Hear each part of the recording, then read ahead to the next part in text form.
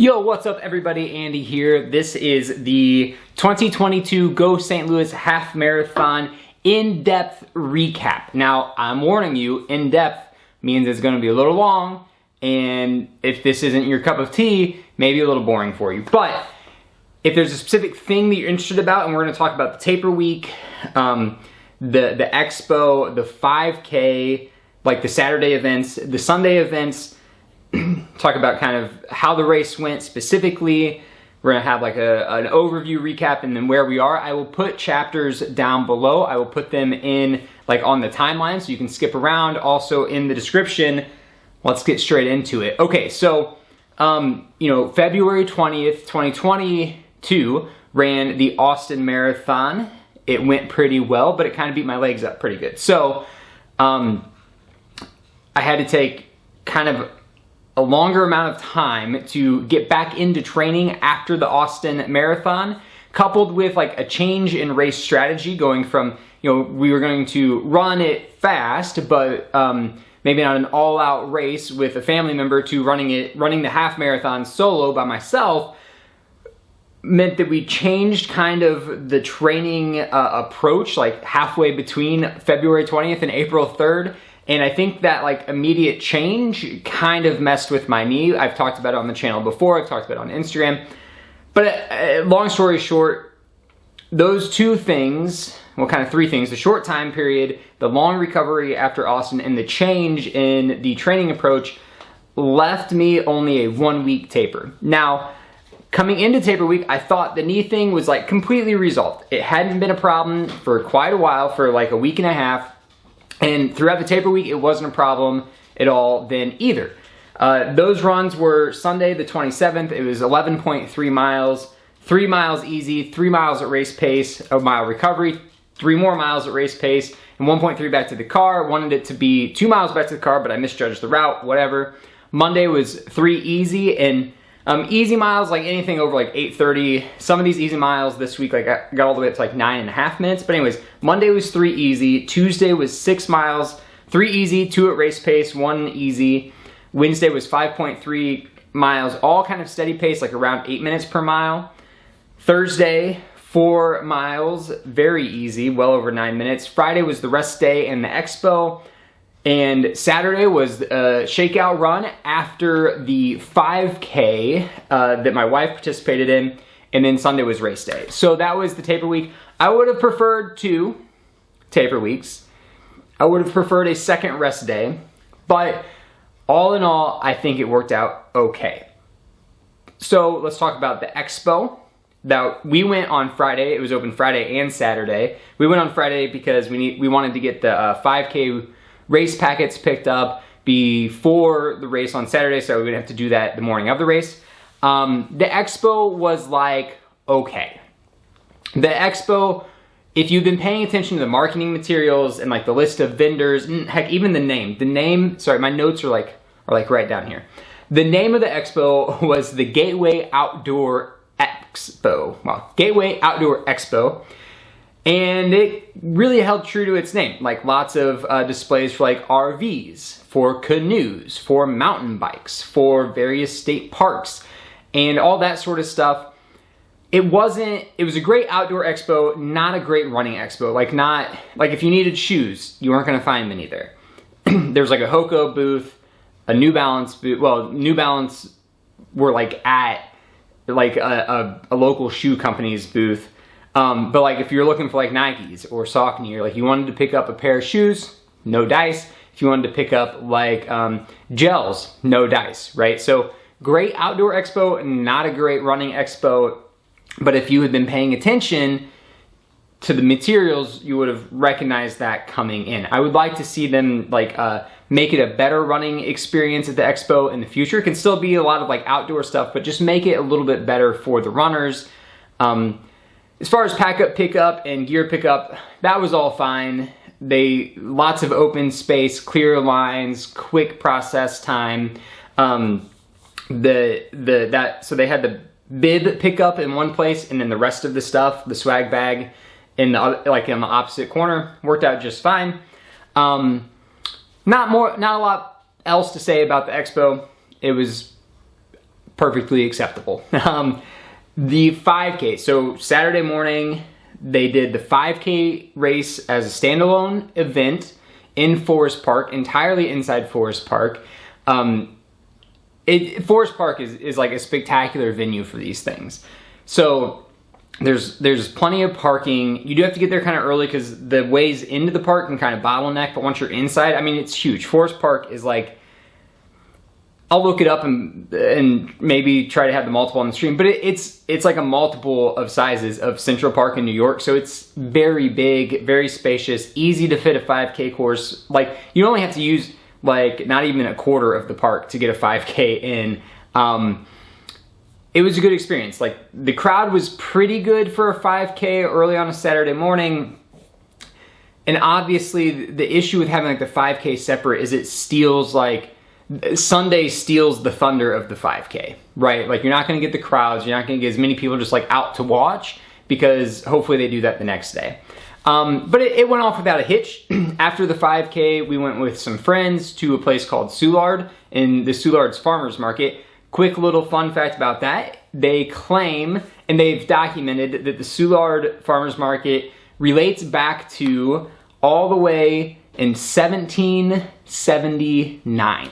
Now, you know, the birth year of the country, the United States, is 1776. So 3 years after the Declaration of Independence, you had this first farmers market in St. Louis. I mean, it wasn't the city of St. Louis, but the settlement of St. Louis from that point in time. Claims to be the oldest farmers market west of the Mississippi. I don't know how you would verify that, but anyway, it's pretty cool. Lots of local vendors, lots of good produce. I ended up getting the food that I ate for like lunch the day before the race. I like kind of my last big like carbo loading meal at lunchtime, and then kind of eat not a lot of stuff, eat light, get the like top off the nutrients that I want the rest of the day, like kind of all through the evening.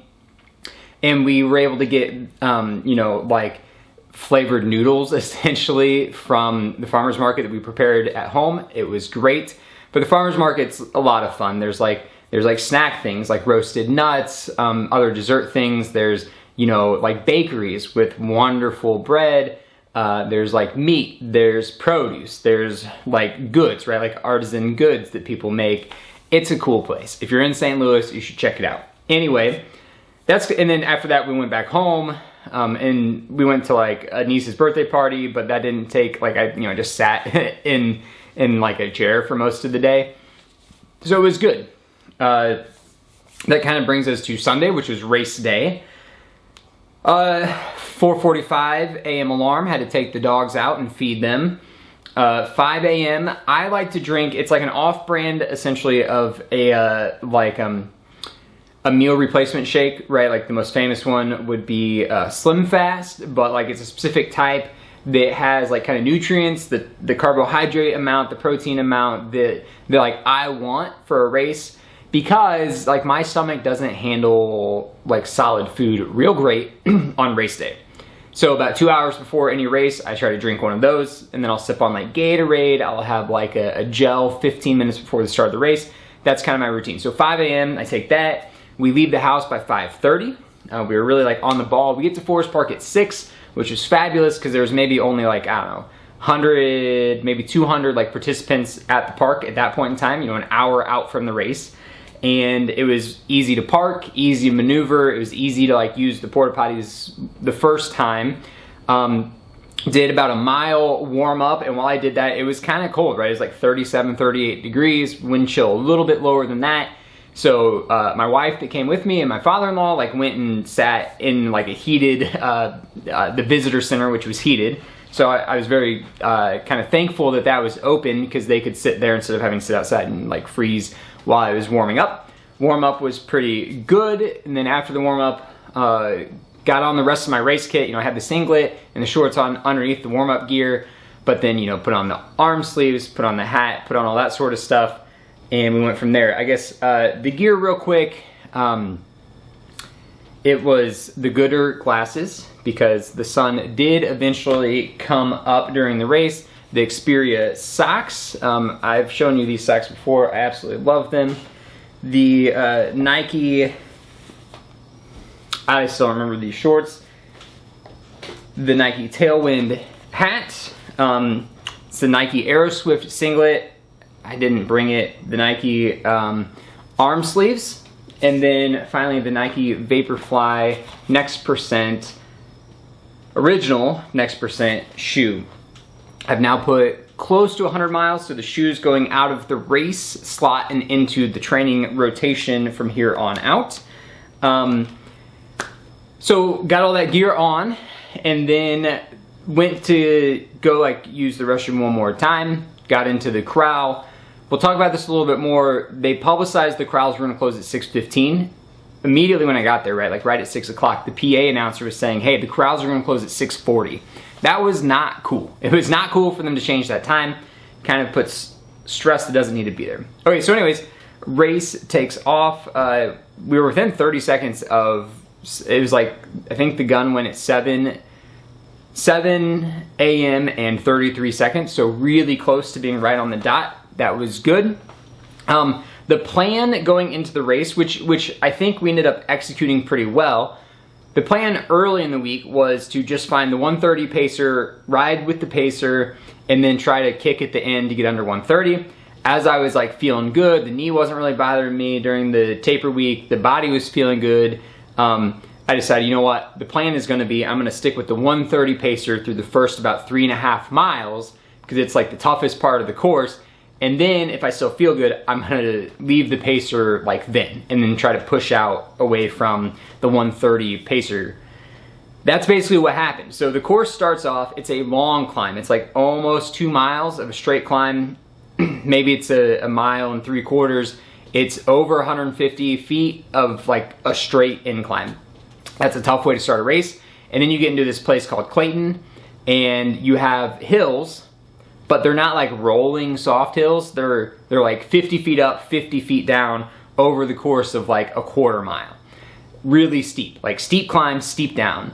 And there were like several of those back to back, because the streets, like as you go from one street, like one intersection to the next is where you're having these like ups and downs. We got through those. A couple times I let the 130 pacer like get out ahead a little bit, and then I'd reel him back in. When I'd let the legs loose on the downhill, he'd reel me back in, and then I'd, you know, overtake him again on the downhill. And then it's like somewhere between mile 3.5 to mile 4, you turn back to the east, right? So we started off heading west, you turn back to the east, and you kind of go back towards Forest Park where the race started. It's not quite the same downhill because you're a couple streets like further north, but it's a similar like prolonged downhill with like a couple rollers that go back up and then back down. So turns out, like, I think several people had the same idea of like, let's stick with the 130 through the tough hills, use them to like use the pacer to like let our minds just not have to do the work of like, am I going too fast up, am I going too slow down, like all that sort of stuff, but just use the pacer to take some mental load off of yourself. And then once you turn back into like the extended down section, open up, put a gap on the pacer, and let's go. And it ended up being like a pack of like maybe 10 runners that did this. And so the 10 of us just kind of like dropped the pacer and kept going. And it was awesome, right? This was like the next 3 to 4 miles, right? So basically from miles, like we'll call it 3.5 to like 7.5. We're just like race day magic. And I don't know if you like, if you're like me, I kind of get like romantic about running at some points in time, and I don't run with like earphones in during races. And it's like exactly for moments like this, right? So we break out from the 330 group. There's like maybe 10 of us, all within, you know, not very far of each other. Depending on if it's like a little uphill or a rolling downhill, you know, the runners inside the pack are kind of yo-yoing back and forth. And after, you know, maybe a half mile of breaking away from the 330 group, you know, some people who wanted to go with us, but maybe didn't have it in the cards that day, they'd fallen off. And so we had like, you know, about 10, maybe a few more people that were just all in sync, right? It's like making music on the roads. Everyone's breathing is just kind of in sync. Everyone's footsteps are in sync. Like there's a little bit of chatter, but it's like all encouragement, right? And I'm not saying that everyone's cadence is exactly the same. It's not like you're going left, right. And it's not like everyone's breathing exactly the same, but as this group like descends down a street together, and everyone is where they should be, right? Like everyone's comfortable at this pace, all of the sound and all of like the activity just kind of falls into place, like you're composing this song, right? And it just is added to it that we're going due east, and we have like these rolling hills into the horizon, and we're through like the Loop, which is this like really cool place in down like in the Central West End in St. Louis, like cool venues, cool restaurants, like a nice like 4-lane street. And it's like golden hour, right? It's the morning golden hour because the sun's just barely over the horizon, and we're all just like composing this song together going down the street. And it's like those moments where like racing is magical, right? It just is. Like being with other people with a shared purpose. And yes, like towards the end you're gonna try to pass each other, but when it locks in, it's just like, it's just magic, right? It's music, it's magic, it's fantastic. So that's what, like how the race carried on till about mile like 7.5, 8. Between like towards the end of mile 8 and then like mile 9 to mile 10, there's another like really steep climb, and it's a steep climb with like a little bit of relief, and then followed back up with like more climbing. And in the first steep climb before the relief, like just kind of out of nowhere, the knee had felt great all morning, it felt really good all week, just boom, like it was back. And I don't really know how to describe it. It's not like pain. It doesn't like, it's not like it's jumping off track. It's just like it's fatigued, like it's sore. So when that happened, like I kind of had to like let that little pace group go, and off in the distance you could see they were kind of starting to spread out. But and then just about every half mile, right, I would just like kind of do a systems check of like, okay, what's the knee actually feel like? Is it painful? Not really. It's just kind of like fatigued, a little sore. Is it causing like range of motion issues? No, it's not. Okay. Does it feel like it's shifting at all? No, it doesn't. It feels solid. It just feels like tired.